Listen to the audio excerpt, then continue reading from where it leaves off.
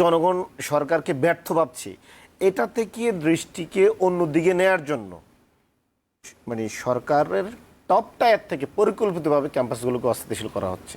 আপনি দেখেন সারা দেশের মানে ক্যাম্পাসগুলোতে এখন জুলাইয়ের গাফিদের উপরে কিন্তু ছাত্রদল এইগুলো লিখে দিচ্ছে, প্রতিপক্ষকে উস্কানি দিচ্ছে, এবং তারা এটা ইচ্ছা করে করছে। কেন করছে?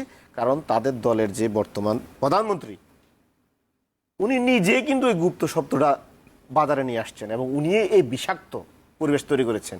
আমার সমালোচক এনসিপি নেতা জনাব শিশির সাহেবের একটা কথা তীব্র প্রতিবাদ করতেছি।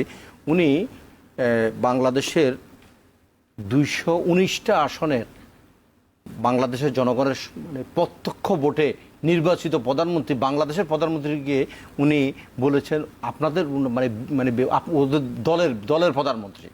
আমি বিষয়টা মানে শিশির ভাই এই ধরনের কথাটাকে আমি তীব্র প্রতিবাদ করতেছি। উনি বাংলাদেশের প্রধানমন্ত্রী, বাংলাদেশের 219টা মানে 300 আসনের ভিতরে 219টা আসনে বাংলাদেশের জনগণ ওনাকে ম্যান্ডেট দিয়েছেন, উনি বাংলাদেশের প্রধানমন্ত্রী।